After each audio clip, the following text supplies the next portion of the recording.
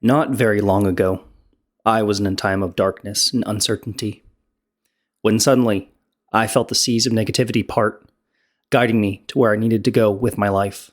On the far shore ahead of me, I saw the very thing that would lead me to greatness and redemption. I'll say one thing. I want everybody to look at me. I'm going to pass it to corn after I say one thing. Let's go. That's a W. Let's eat one. Let's eat one. That's a W. How many people want to eat a W tonight? How many eat a W tonight? That clip was the catalyst for this video. It had me reminiscing about the Jameis Winston era in Tampa Bay. The previous number 1 overall draft pick in 2015 spent a turbulent few years with the Buccaneers, never really accomplishing anything of note. Well, except for having one of the most fucking insane quarterback seasons in NFL history. Recency bias and short-term memory in sports fans can be a disservice for players that did good to great things over a shorter period of time than the Tom Brady's, Patrick Mahomes, or Peyton Mannings of the world. The purpose of this video and this potential series is to create a time capsule for players and teams that deserve recognition, for better or for worse. On today's docket, 2019, Jameis Winston. For those who may need a refresher, Jameis Winston was not always backing up the ever-popular Deshaun Watson in Cleveland. Back in 2013 and 2014, famous Jameis was doing a lot more than simply stealing crab legs and violating women. He was slinging that bit all over the gridiron at FSU. As a true freshman, Winston threw for 4,000 yards and 40 touchdowns to only 10 interceptions, giving him a passer rating of 184.8. While I was not following college football at this time, as I was a freshman in high school doing anything I could to get the validation of a woman, just look at these fucking accolades. Winston was quite literally that guy pal. The following year, there certainly was regression. He threw for less yards and touchdowns, and notably more interceptions. Don't worry about the turnovers, that won't be a problem later.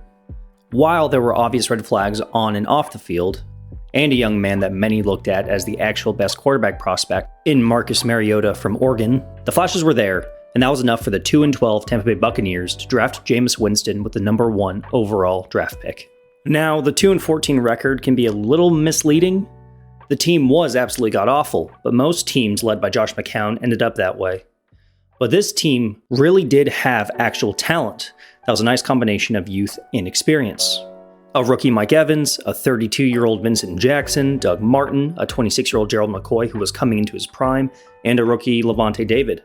That's not even acknowledging that in Jameis' draft class, the Bucs front office drafted Quan Alexander and Donovan Smith, who will become very important pieces soon to the team's success. Winston's career got off to a pretty banging start.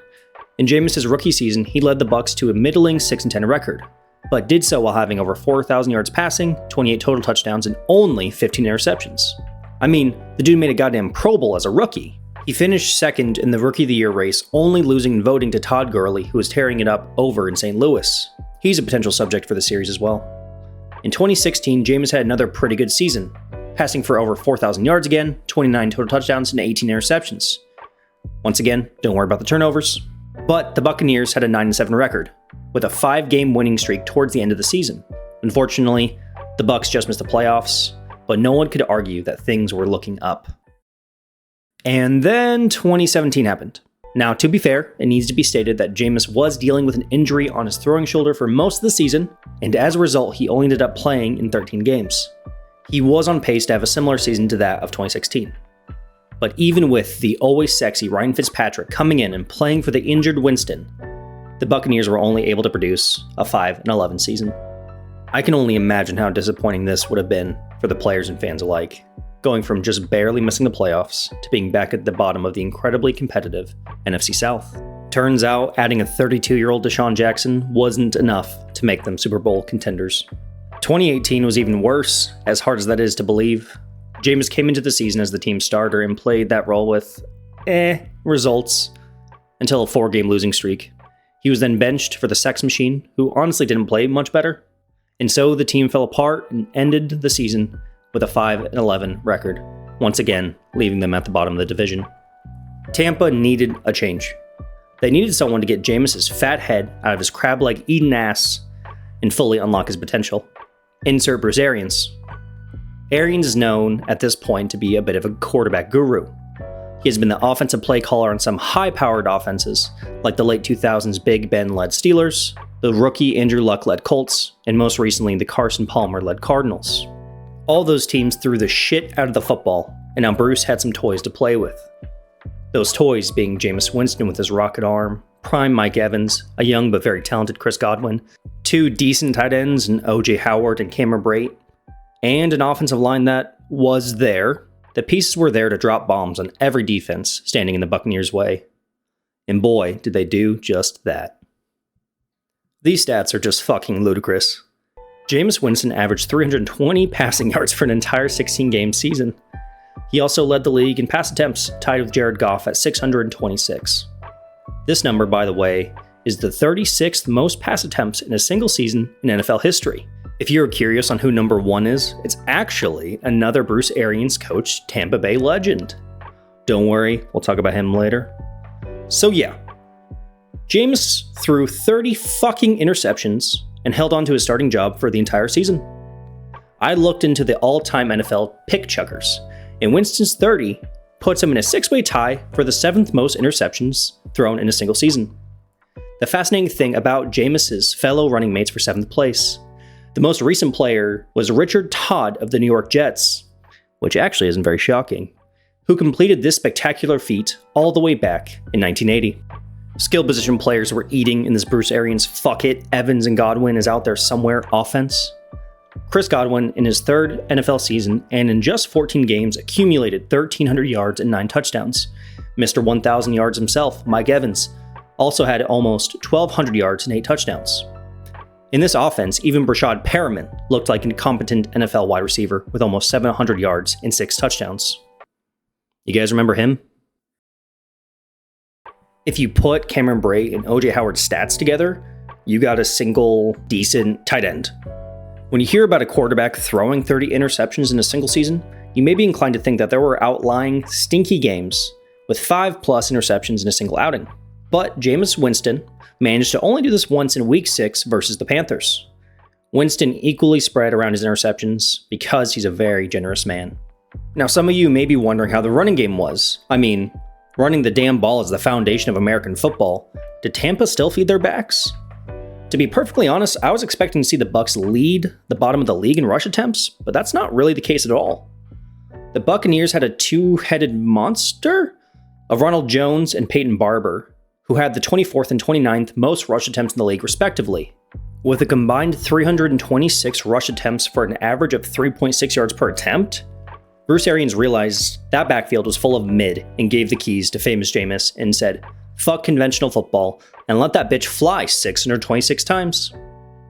Also, there may have been a slight offensive line issue, as Jameis took the 2nd most sacks in the league with 47. That is only one behind the 3-way tie of Matt Ryan, Russell Wilson, and Kyler Murray. That may have added to some of those interceptions, as Jameis might have been terrified of getting bent over and spanked by every single defensive line he ran into. So there were times probably where he would just close his eyes and chuck it downfield and hope Magic Mike would bail him out. The 2019 season came to an end with the Bucs losing a close one to the divisional rival Atlanta Falcons 22-28, where Jameis threw his 29th and 30th interceptions of the season, the last one being a pick 6 in overtime. This cemented Jameis Winston into the annals of football lore forever. What did this historic season get the Buccaneers?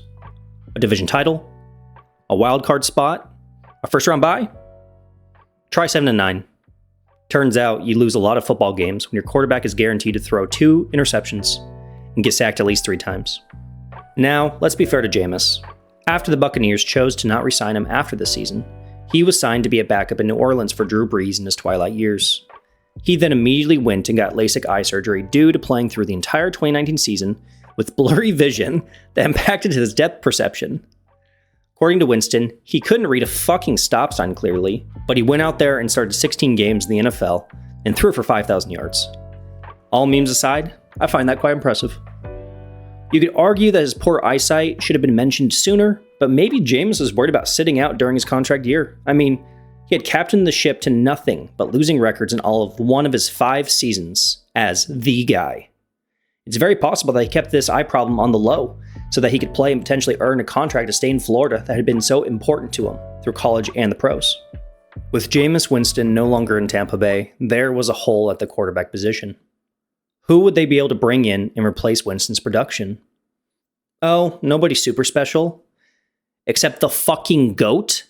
Tom Brady came into a system that had weapons, as we've already heard a ton about, and took the Tampa Bay Buccaneers to the promised land for the first time since 2002, conquering what would be known as the Kansas City Swifts, 31-9. I would argue that without Jameis's 30 interceptions the year prior, the fairy tale run that the 2020 Bucs went on would have never happened. Jameis Winston saved Tom Brady's legacy, and I'll fight anyone who argues with that.